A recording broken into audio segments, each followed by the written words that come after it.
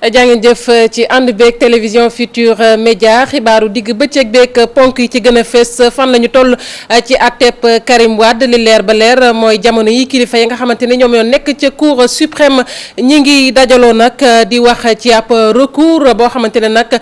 ki nga xamante ni moom mooy procureur général bu CREI moom dafa jàppoon ne loolee dafa irrecevable loolee nag nañ jàpp ni tey jii moom ci jëmi boppam la ñuy déglu moom procureur général ba foofee ca cour suprême du ñàkk ñu ànd ci ak Serif Dia ma ñu fa nekkal jokkalante lenge ci université Cheikh Anta Diop bu Ndakaaru diggante ka fa doonoon recteur ak recteur bu bees bi di professeur Ibrahima Thioub mu nekk nag jokkalante lenge boo xamante ne mi ngi xew ci jamono yoo xamante ne nag foofee ca université tàng na lool ak faatuk étudiant ba woon di Bassirou Faye ñaar fukk ak juróom-ñaari étudiants yi nga xamante ne dañu leen tegoon loxo ñoom ñooñee nag mujj nañu leen bàyyi mi ngi nekkoon ci ay bis yi ñu weesu ci jàmmarloo gi doxoon seen diggante ak takk derrière waaye nag ñoom gisuñu ci lenn lu leen bett ndax dañu jàpp rek ne defuñu lenn te tey ji nag la ñu gën a taxaw ngir xeex la ñuy xeex daanu addu itam ci kuréel gi nga xamante ni moom moo ëmb ay militaires ay anciens militaires ñoom nag daat nañuy bëgg nag ñu tekk li nga xamante ni moom la ñuy laam-laamee muy politique ba dañ ko dugal ci biir université nee na loolu warta nekk benn yoon te ñu ngi sàkku nag ci nguurug Sénégal mu lal waxtaan diggam ak étudiants yi ngir jàmm mën a dellu fa fee ca université daañu wax tamit ci bis bi nga xamante ni moom la ñu jagleel lii jëm ci wàllu ko photographie ak métier mi nag gis nañ ni mi ngi jànkonteel ay jafe-jafe ñi nga xamante ne ñoom la ñu ko jagleel sax xamuñu ni am na bis bu ñu leen jagleel ñu bari ci ay photographe danoo bàyyi métier mi ñu doon def wuti beneen métier li ko waral nag bokk na ci xarala yu bees yi dossier bi tey jii ñi ngi ko jagleel lu jëm nag ci gerte gi ñi ngi ko jagleel li nga xamante ni kon moom moo jëm ci wàllug li nga xamante ne rek kon moom mooy màng ñuy jéggalu loolee lañu ko jagleel li nekk ci ay jafe-jafe nag jëm na ci dooleel mango bi waaye tamit fas yéene koo jaay ak nu ñuy fexee ba denc ko loolu mooy jafe-jafe yi nga xamante ne war nañ cee taxaw bu baax a baax ndax wàllu mango bii kat mi ngi jur koppar gu rëy ci Sénégal xayma nañ ko ci fanweeri milliards yoo xamante ne gerte gi dina koy génne xibaaru biti réew yi daañu dem ba Libéria lu toll ci fukk ak juróom-ñaari nit ñi nga xamante ni ñoom ñoo amee woon jàngoroy Ebola te ñu entré woon leen ci ab centre ñooñee nag mujj nañu leen gisaat ndax dañoo rëccoon ndax centre boobu ñu nekkoon kat ay way fipp dañu leen a songoon mbokkee xarit ñi seetaan kon lii mooy ponk yi gën a fës ci xibaar yi yaatal geek faram-fàcc ci Guinness tuut lay doon.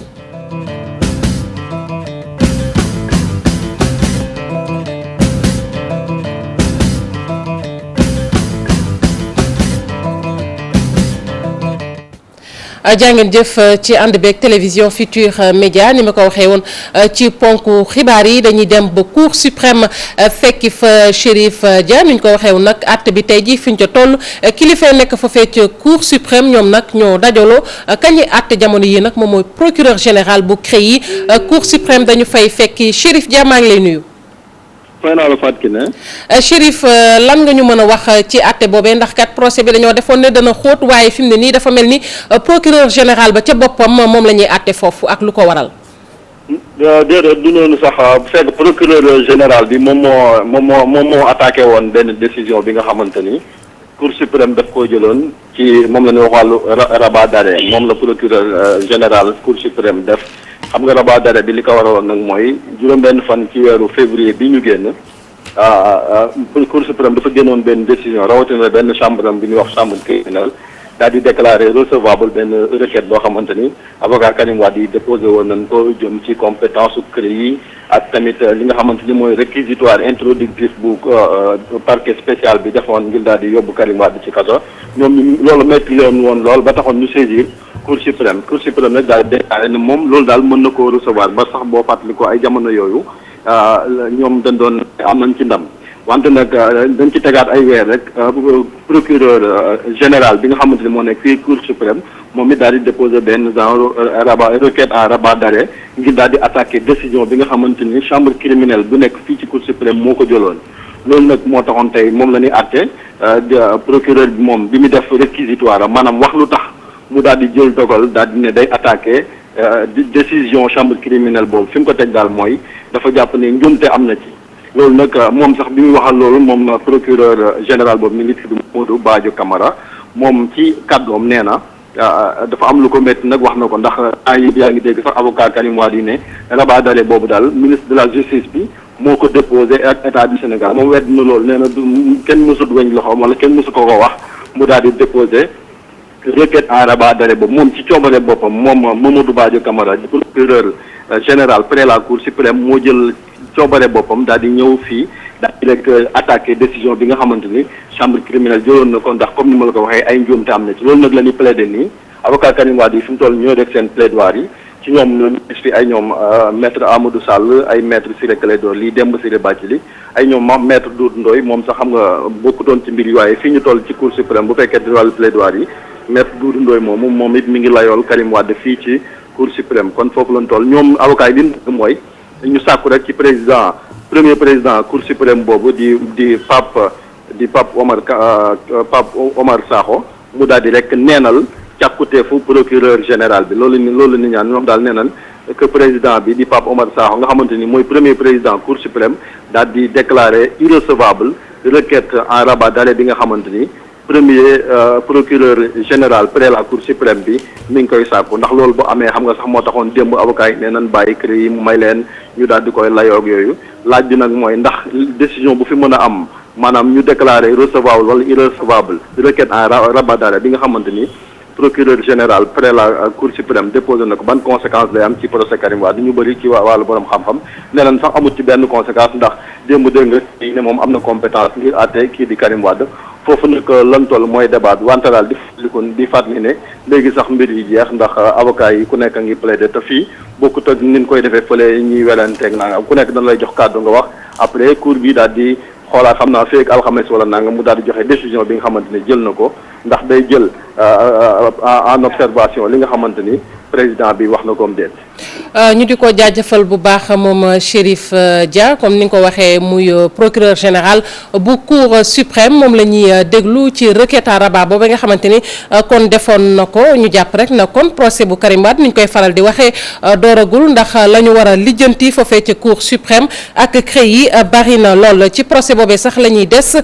di wax ndax CREI yi mi ñu doon wax ni moom compétentul ngir àtte kii di Karim Wade moom nag wane na boppam nee na tey jii la gën a compétente ngir àtte ki nga xamante ni moom moo di Karim Wade loolee tax na ba avocat yi nga xamante ni ñoom nag ñoo koy layal jàpp nag ni yëfi daal am na loo xamante ni bett na leen ci lool ñu teewlu ki nga xamante ni moom mooy maître Alioune Badara Cissé ci micro Chérif Dia ak Youssou Baro. moom mat na pour juger Karim Wade ndax lay tax la ñu koy topp am ma nga tàmbalee ci bis ba ñu ko joxee mise en demeure mu tontu te tontu bi dalul xelu procureur spécial bi ma leen di laaj rek xam ndax droit itam xel ci la bokk est-ce que mos nga gis ministre boo xam ni ma ngay siéger conseil des ministres président dàqagu ko ma nga fay toog àllarba wala alxames bu nekk ñu di ko jox mise en demeure ci loo xam ni daf ko tuumaal ci alalu askan wi di xaar fanweeri fan mu tontu ñu xool ni tontu boobu dalul xel ñu soog ko teg loxo te kenn dàq ko xam nga mënu nekk. daañu dem cour suprême layoo fa ñoom ay magistrats yu xarañ lañu ñoo xam ni gëm naa ne kenn du leen joxi ndigal daañu ko àtte ci yoon parce que seen avenir ak seen tur ci askan wi ci taarixu Sénégal dafay wéy. ñu des di wax ci loole ba tey ak avocat yi nga xamante ni nag ñoom ñoo far ak partie civile ñoom nag defuñu lu dul rafetlu dogal boobee nga xamante ni jël nañu ko ci wax nag ne ki nga xamante ni moom mooy kon CREI yi am na sañ-sañ waaye tamit matuwaay ngir àtte ki nga xamante ni rek moom moo di Karim Wade ci noonu nag ñu daal di teewlu Codé Fall ci micro Chérif Dia. CREI enrichissement illicite la mën a àtte ak corruption. Karim Wade loolu rek lañ ko toppee moo tax mënuñ ko yóbbu feneen haute cour de justice boobu muy wax bu ñu ko fa yóbboo mais kooku day xaru ji haute cour de justice bu ñu ko fa yóbboon tey 7 députés APR ñoo koy àtte ak benn juge xëy na Diagne Fada dong moo fay nekk kooku xaru ji la xam nga li nga xam ne moo am solo bu ñu eggee ci àlli kallaj gi mooy fuñ ma mën a yóbbu suñ ma fa yóbboo ma wane ne man amul dara loo xam ne mën nañ ma ko topp sursis à statuer mu ngi mel ni àttekat buy àtte ñu ne ko yow day ginnaaw yow ñi sàcc ginaar gu weex rek nga mën a àtte képp ku sàcc ginaar gu xonq mënoo ko àtte ñu dox ba ci biir ñu indi ku sàcc ginaar gu xonq bu boobaa day sursis à statuer ba borom ginaar gu xonq ñu àtte ko su fekkee ñaari dossiers yi lëkkaloo nañ loolu la ñuy wax sursis waaye du ne maanaam comme juridiction cour suprême saisir nañ ko ci yeneen recours yoo xam ne ñoom ñoo koy def rek pour retarder mbir mi pour mën a bañ a tontu ci kaali kalaj gi ñu ne nañ leen xaar waaye nañ ko génne texte xam nga droit dafa am lu ñuy wax syllogisme mooy looy wax rek da nga koy teg ci ban texte moom moo ko wax. Abdoulaye Baldé mujj naa wuy ji yoon loolee démb la nag ca gendarmerie bu Colobane lu tool bu ñetti waxtu jotee nag ca ngoon ca la daal di teew foofee moom Abdoulaye Baldé janoog nag ki nga xamante ni moom mooy procureur ba foofee moom nag Abdoulaye Baldé nañ jàpp ne rek ne li nga xamante ni moom la waxtaanee ak ka ko doon déglu foofee nag amul lenn loo xamante ne yéy na ko yàbbi ba mu génnee wax ko ak taskatu xibaar yi lañ ca jàpp rek moo di ne dana wuy jiwaat foofee ci CREI yi loolee nag bu ñaar fukk ak juróom benn lay doon ci weer wi ñu nekk ñu daal ci ànd ak Codé Ndiaye Thierno Laurent Mendy. ginnaaw ba mu jàkkaarloo ak procureur spécial bu CREI Abdoulaye Baldé génn ci face à face bi waaye deful benn déclaration. avocat bi yëkkati yi kàddu. présenté devant la commission. dañ ñëwoon présenté aussi kanamu commission bi waaye nag dañu convoqué waat le 26 maanaam ñaar fukki fan ak juróom-benn parce que ne leen daal dossier bi il faut que ñu xoolaat ko bu baax. merci. député bii di Thierno Bocoum ñëwoon jàppale kii di Abdoulaye Baldé di ŋàññi ni yoon di doxalee ci traque des biens supposément acquis. mënuñu continuer di accepter que mu am justice à double vitesse. maanaam le président de la République bañ ko invité Jeune Afrique dafa ne très clairement que ne xamul mënu leen sax xam dossier yu bëri yu ma yor fu mu toll nii téye ko te jàllale lu ma ko justice maanaam moom mooy choisir yan dossier ñooy dem justice ak yan dossier ñoo dul dem justice loolu lu mu tekki mooy képp koo xam ne namm na ne jàpp na ne yow yaa war a dem justice ñu accuser la tuumal la moom mooy jël décision boobu te seetlu nañ ba loolu commencé ba léegi ñu mu jot a tuumal mooy adversaire politique am mooy ñoo xamante ne si wàllum politique ànduñu ak moom loolu nag du yoon. ginnaaw ba mu saafantewoo ak ay jegeñaaleem kii di maire de Ziguinchor dugg ci ab otoom ay militant di ko tàccu.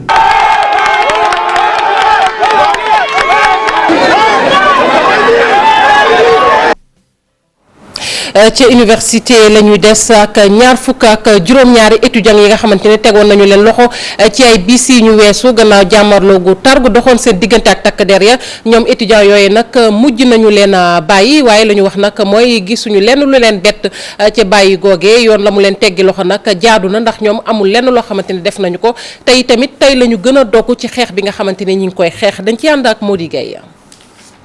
mën nañoo doxi seen yitte yëpp ñoom ñaar fukki étudiant ak juróom-ñaar yi ñu tegoon loxo alxames gi ñu génn ginnaaw jàppante seen diggante ak takk der yi yoon daal dina leen teggi loxo Youssoufa Diédhiou bët yi xonq cur mu mel ni ku sonn lool yaram bi foo gis mu daal di tojotoo ba ci bopp bi di ñëwaat ci li nga xam ne la daal di dund. yoon conduite bi laa jël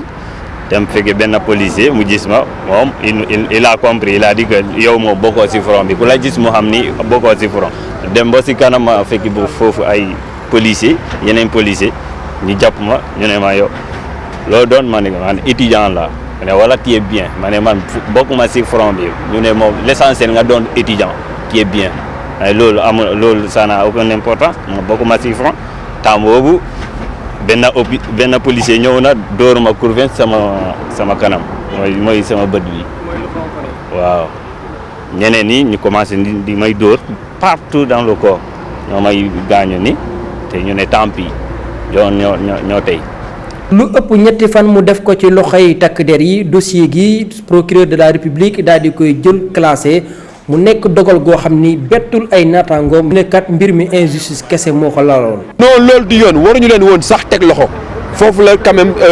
jalgati yoon commencé ndax depuis nga jàpp leen jeudi dajji sa néeg yàq sa ordinateur réeral sa xaalis yàq sa carte étudiant et tout ça là dóor la ba rey kenn léegi après ñu yóbbu la quand même prise fële police fi ñu leex police mooy leen nañ xaar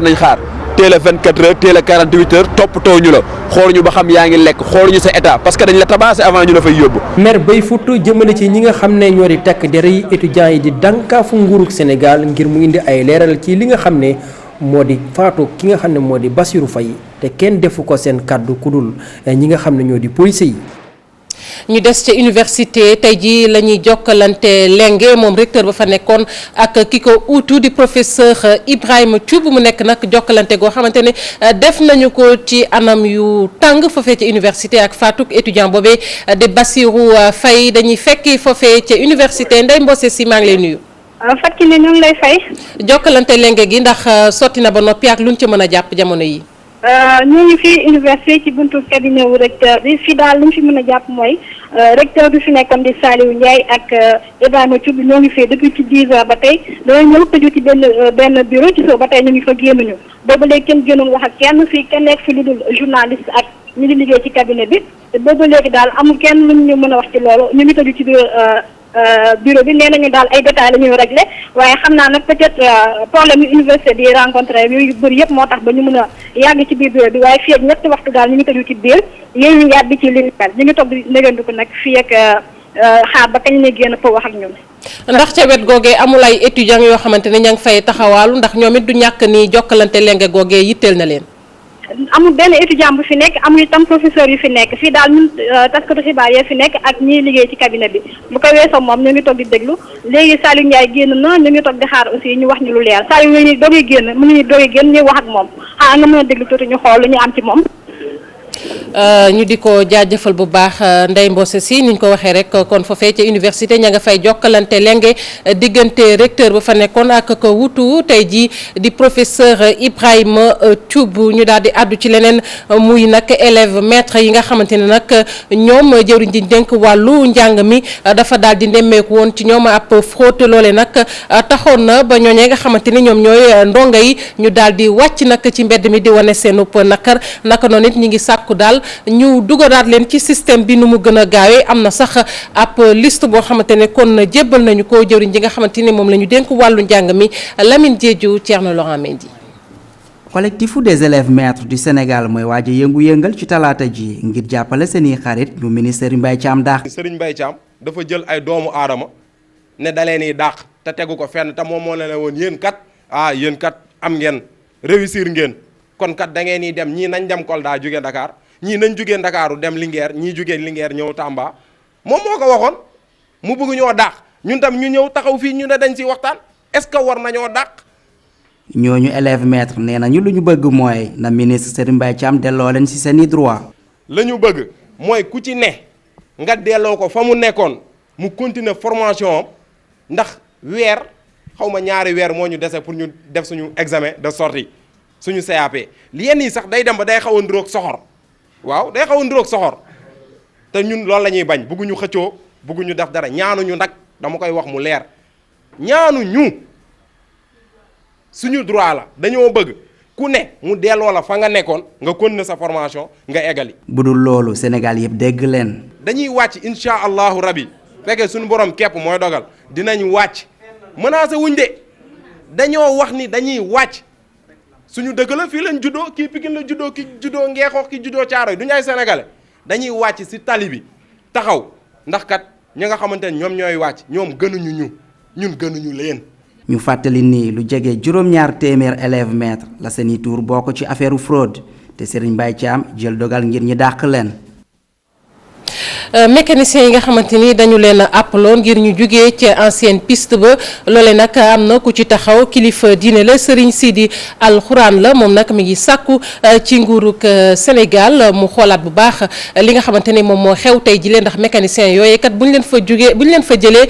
seenub liggéey dana naqar lool ndax ci la ñuy suturlu moom nag mi ngi sàkku ci diggam ak Macky Sall ak li nga xamante ni seq na ko moom ni kóllëre mu jàppale leen bu baax a baax dañ ci ànd ak Pape Fara Ñinga. mbootaayu mécaniciens yi nekk ci ancienne piste bi ci VDN bi jamono ji nag am nañ jàppale bu mag a mag ci xëccoo bi dox seen diggante ak benn propriétaire privé ay kilifa diine bi nag moom moo dalal xel yi ne dina ci dugal loxoom ba ñu des ca site ba li nu mel neex lool ñii di mécaniciens yi. suñu ñaxtu ak suñu naqar ak li xew fan yi yëpp te ñu ko wax mu daal di déplacé wu daal di ñëw. vraiment am nañu mbégte gu rëy rëy am yaakaar bu rëy rëy ci teewam fii. Serigne Sidi Alxuraan ne njiitu réew mi lay tàllal loxo ay junni ci ay xëy ñu bañ koo dakkal. dañoo yor ak njaboot. dañoo yoru ak njaboot. taxaw a sonn lool. taxaw a sonn lool. ñu dis ma ko. ñu diis ko sëñ bi nag. ma xam ne moom président fasante ñu kóllëre démb. mu xam ne moom sëñ Sidi Alxuraan mii ak président Macky fasante nañu kóllëre démb tey doog a ñëw. ba ma déggee loolu nag. sëñ bi mu déggee loolu nag. xëy na donte gën ñu noo gisee. nee na xëy na gëj na noo gisee. waaye kóllëre googu am naa yaakaar téye na ko. waaye kóllëre googu mu sekkoon ak sëñ bi am na yaakaar ne président téye na ko. ndax téye naa ko. ndax sëñ bi téye na kóllëre gi. ñii nag président sama njaboot lañ. ñii nekk sëñ bi nag mu ngi lay wax ne président ñii njabootam lañ. yile kàddu nag tàbbiwul ci noppi tëx ndax député bi nga xam ne moom moo fa teewoon ne seen ñaxtu yooyu dina ko jottali ñi nga xam ne ñoom lañ ko yónnee. incha allahu taala am nañu yaakaar itam daan réglé parce que dugal na ci kàddoom te ñun tam daañu ci dugal suñu kàddu ci fi mu war a yem. état bi day joxe war na leen ko jox parce que ay citoyens sénégalais lañu ñu toog fi daan seen doole pour mën a am lu ñu mën a yóbbu seen njaboot. mécaniciens yi nee nañ fas yéene wu ñëw jóge ca bërëb boobu naam sax àpp bañ leen joxoon jeex na fi mu toll ni daal ñu ngay liggéey mel ni dara xewul ca bërëb ba. waxoon nañ ko ci ponk xibaar yi fukki fan ak juróom-ñeent ci weer wi ñu ne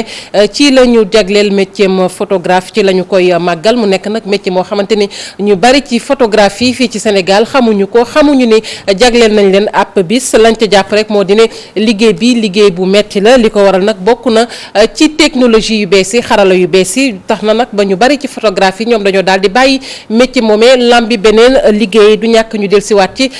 ci suñu leen jotaayu xibaar li soxal nag gare clandestine yi gare yooyu nag ñu bari nag toxuwuñu fa ñu leen yóbbu muy gare des Beaux Maraîchers li ko waral nag bokk na ci ay jafe-jafe yoo xamante ne chauffeur yi ñu ngi koy jànkonteel bu ñu demee ca gare bu Wakaam wala sax gare bu Casamance foofee nag chauffeur sa ña nga fa te nee nañ nag fas yéene wu ñu dem fële ca gare des Maraîchers loolu nag li ko waral bokk na ci li ñuy dund ña ca xaw a naqarle nag mooy ñi nga xamante ni ñoom ñooy yeewoo foofee di askan wa ñoom nag dañu gis ni gare yooyu daf leen di yàqal lu baree bari ci seen dëkkuwaay yooyu ay sotu pay Fall Mohamed Dia. gare bu bees bii di Beaux Maraîchers ubbi na wante fii ci Grand Yoff garage clandestin yi ñi ngi fi ba tey ca garage u Casamance transporteurs yi lank nañu ne duñu dem. moom si boobu moo war a xoolaat lu mu wax fii ak fii sax ak foofu mënut a dem am na public am na privé am na wala amul même hôpital yi hôpital am na privé am na public yaa xool fu sa doole yem nga dem fa école yi tamit noonu la. pourquoi pas garage yi ñoom mënuñu respecté loolu fii la ñu bëgg a toog parce que fii moo ñu gënal moo gënal suñu client yi ku mel ni man amuñu moyen pour jël taxi pour ñibbi sa kër nooy def ba ni ñëw fekk la rey la fa nangu li nga yor arrangé wu ñu client yi ñun mënuñoo dem tey mënuñoo dem ëllëg. ñi dëkk ci booru garage bi ànduñu si li ñu mel li leen gënal mooy ñu dem seen yoon. ñu ne ma moom tali bi Macky Sall moo ko moom léegi sama buntu kër la buñ la baaree ñii di jaay du nu mun a jaay. sama magasin nu baare ko boo wax nu ne Macky Sall moom tali bi dafa moom tali bi waaye sama kër la démb rek ñu ngi may saaga fii. tailleur bi ngi ñaawlu anarchie bi am fii ci Grand Yoff. garage bi kay sonn rek sonn nañu trop sax ndax fii xam nga fii atelier la yaa ngi comprendre mais moo taxaw fii expose say affaire boo tegee fii ñoom fii la ñuy gaare xam nga wax naa ñoom bay bëgg a dee xuloo nañ guddi xuloo bëccëg. xam nga da ngay ñëw man ay temps da doon jël ay samay table machine sax teg ko fii pour bañ ñu gaare fi mais da ngay ñëw dégager affaire yi boo waxee duñ la sax faale ñun moom wax dëgg yàlla moom sonn nañ trop si garage bi. ñuy ñaan transporteurs yi ñu dem ci bërëb bu bees bi ñu leen jagleel. Aïssatou Pay Fall dossier bi tey jii ñi ngi ko jagleel wàllu mango bi ci wàllu koom-koom ñu gis nag ni mango bi bu ñu xaymaa ci atum 2013 daanaka lañ ci bay toll na ci fukki junni ak tonne ak li nga xamante ni moom moo toftal waaye tey jii dañu gis ni secteur bi mi ngi jànkoonteel ay jafe-jafe ci wàllu koppar nag lim ciy jur bari na xayma nañu ko ci ñaar fukki milliards ak juróom-benn tey jii nag tax na ba ñi nga xamante ne ñoom ñoo ci yëngu jàpp ni war nañoo jël ay matuwaay bokk na nag ci dooleel mbay mi waaye tamit fexe ba jaay ko. tamit bu ñu bayee mango bi tamit nañu am ci ay barab yoo xamante ni dinañ ko ci mën a denc ba du yàqu ñu ànd ci ak Dissa Préra. marché syndicat Pikine tali bu bees ci bërëb bi la lim bu takku ci mango gu ñuy bay Sénégal di wàcc at bu nekk diggante weeru juin jàpp weeru août mango gu bari di meññ ci réew mi mu doon jamonoy traité ci commerçant wu marché syndicat. waaye yenn saa yi ma jënd 15 pañe wala 10 wala yenn saa yi ma xëy bu ma jëral du ma jëndaat waaw ñu ngi ci far sunu wërsëg daal ñu ngi sant yàlla bu baax. 5500 laay jënde fii ne daa ma gu ci nekk 500 francs laa ci dàq wala 1000 francs gën ngaa bëri waaw bu ma jëndee tey jii teg bu ñu ma tegalee 1000 francs ma jaay. 2013 la ñu jàpp parce que 2014 jeexagul 2013 bu ñu jàppee 120 000 tonnes à peu près moom meññee fii biir Sénégal ci lépp luy mango. ci 120 000 tonnes yi meññ atum 2013 11 500 tonnes yi dañu leen exporté mango Sénégal di jar bu baax bitim réew. 2013 jógee nañu 8500 tonnes yegg si 11500 tonnes. yéemul fenn ndax mi ngi commencé ci gën gaa cher daam ak mango 6000 5000 4000 ba 3500. waaw mën nga jënd daam ba 4000 mën nga jënd daam ba 5000 mën nga jënd daam ba 7000 waaw ça dépend rek ci njëg bi daal bu jaayee ñun dañuy saam na duñ def par kilo waaw saam 500 waaw da nga ciy génn moom da nga ciy génn. production mango di yokku at mu nekk ngir njaay mi bitim réew gën am doole faw ñu taxaw ci qualité mango gi dolli si produit bi di dugal alal ju bare fii ci réew mi. bu ñu jàppee mango 120 000 tonnes la ñu produire production bi ci biir production bi da ngay jàpp ne tey jii ni 11 500 tonnes la ñuy jëlee fii bu meññee fii ñu yóbbu ko bitim réew 11 500 tonnes yooyu nag boo leen xaymaa c'est 20 milliards. fanweeri junni sénégalais di liggéey ci secteur bi xaaj bi di ay jigéen teewul mango gi dëkkee ay jafe-jafe tàmbale ko ci production bi ba ci njaay mi jàpp conservation bi ak xeex weñ gi yàq produit bi mu mel ni liggéey bu bëri des nañ koo def. Dissa Préra cant ak ngërëm ñeel na la ñu daal di wax nag ci tiis wi laata ñuy tàbbi ci xibaaru tàggat yaram mi bokk na ci génnuk àdduna cinéaste bi di El Hadj Momar Thiam moom nag faatu na moom nag bokk na ci koo xamante ni gën naa mag lool ci wàllu cinéma fii ci Sénégal télévision Futurs Médias ci sama kàddu du yeggee njaalam njabootam ak mboolem koo xamante ni acteur nga ci wàllug cinéma di ñaan nag yàlla suñu borom oyofal suuf ci kawam te xaare ko àjjana. xibaaru tàggat yaram yi gannaaw bàkk bi lay doon.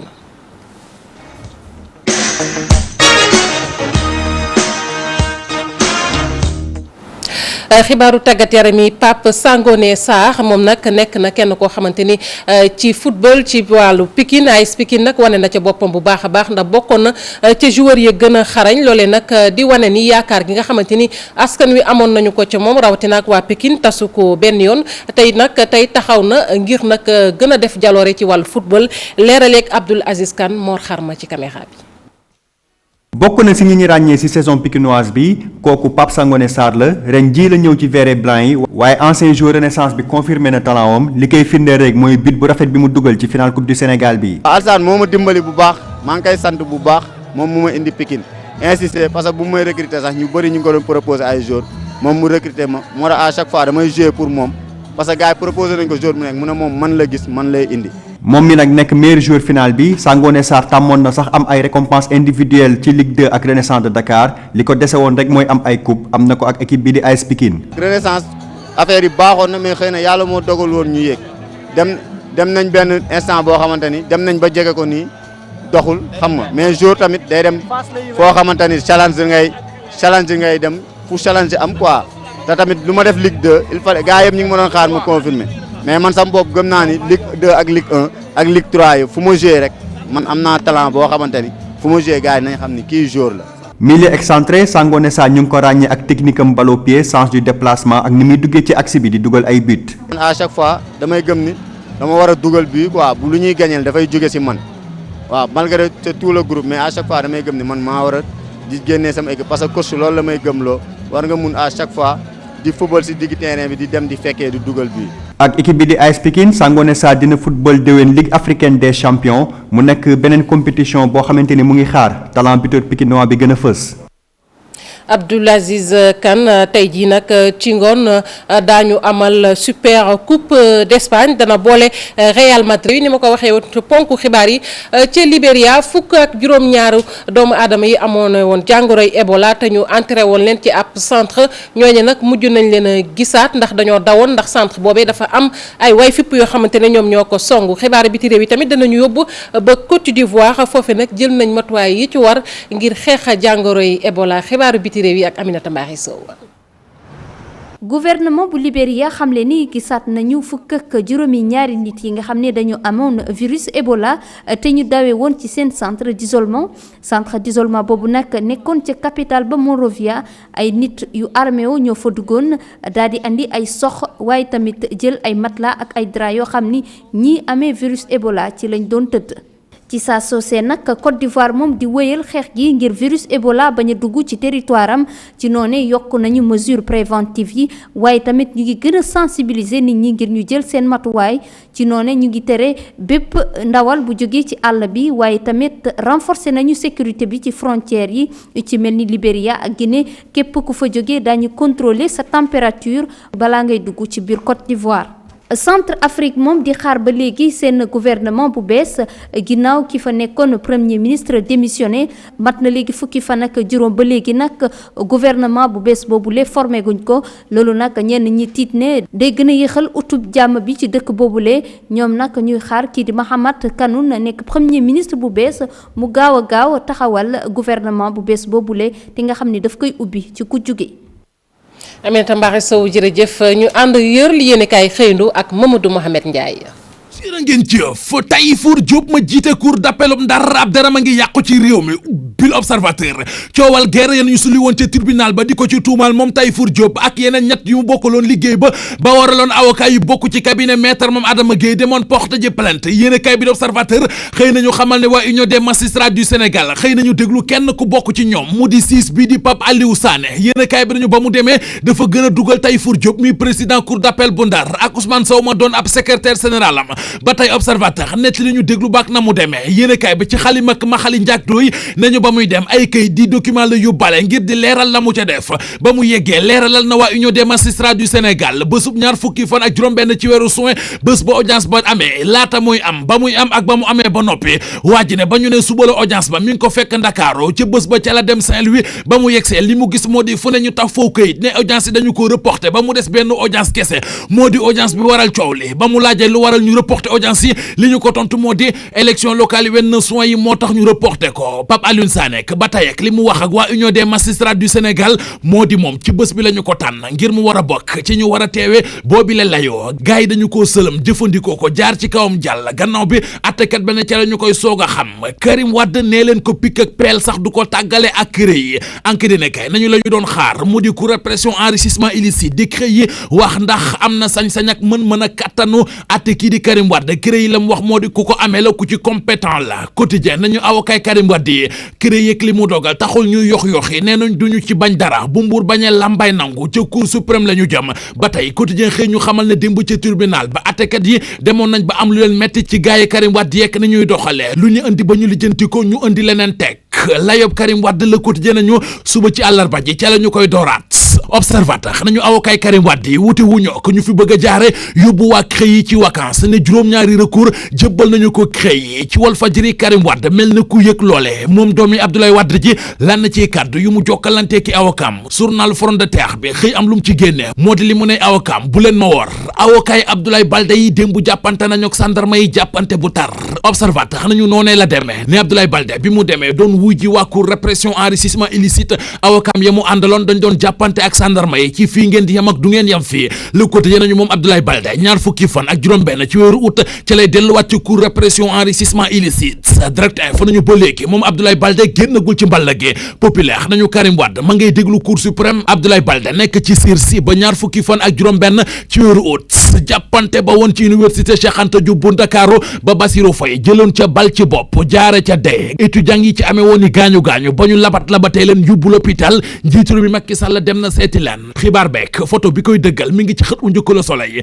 populaire nañu Macky Sall jëlal na yëf yi boppam jafe-jafe yi am ci université ba moo ko nar a lijjanti dogal ba mu njëkk a jël moo di tukkib koom di tournée économique bi mu ne woon da koy amal loolee teg na ko fi suuf Macky Sall mi demoon l'hôpital démb seeti étudiants yi ba mu génne li mu wax moo di li mu gis mitti na ko ba fa kanamu yàlla enquête dina kay nañu ñoom étudiants yi fa ñu taxawoon démb ak bërki démb fa la ñu taxaw nañu dàq ci gouvernement bi Mary Teuw Niane jëwriñ game enseignement supérieur ak Abdoulaye Daouda Diallo mi amee armée intérieure lu ko mooy nee nañu loolee bu amul am njàng dootu amati ci université yemuñ ca ñoom étudiants yi ne sàkku nañu ci gendarmerie ñu jëlal enquête bi seen bopp nangoo ko ci loxoy dikk wéyal enquête ba tey nañu ci université Cheikh Anta Diop bu Ndakaaru ab étudiant desatu fa li ñu bëgg moo di ñu leeral li nga xam ne moo faat étudiant bii di Bassirou Faye moom Bassirou Faye populaire ne nañu ak njabootam gis nañu néewum démb Le Soleil nañu teg ci di ñaawlu politique gi ñu bëgg a dugal ci yëf yi politiciens ya ca àddu kenn ca di Idrissa Seck xëy na tontu Macky Sall ci Le Quotidien Macky Sall ak kàddoom yi woon bërki démb ci aéroportum Dakaaru